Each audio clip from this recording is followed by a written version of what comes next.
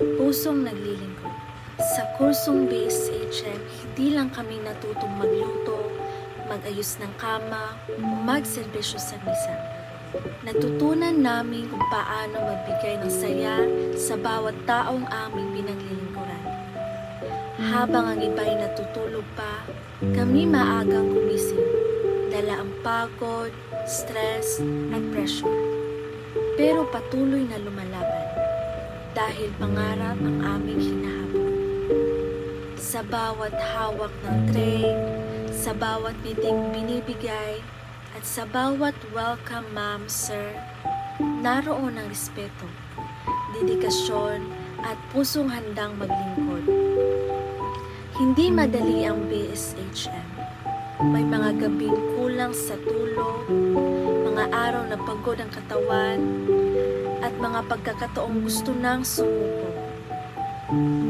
Pero pinipili pa rin naming bumangon dahil alam naming may magandang kinabukasang naghihintay. Hindi lang kami nagsiservisyo, lumilikha kami ng karanasan mula sa tunog ng mga pinggan hanggang sa tahimik na ngiti.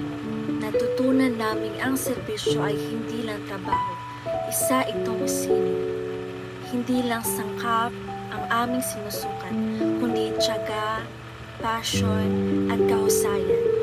Dahil sa likod ng bawat mesang maayos at sa bawat bisitang nasisiyahan ay isang estudyanteng unti-unting ginagawang realidad ang kanyang mga pangarap. Kami ang mga future hoteliers, chef, manager, at entrepreneurs. Mga estudyanteng hindi lang hinubog ng libro, kundi ng karanasan, disiplina, at tibay ng loob.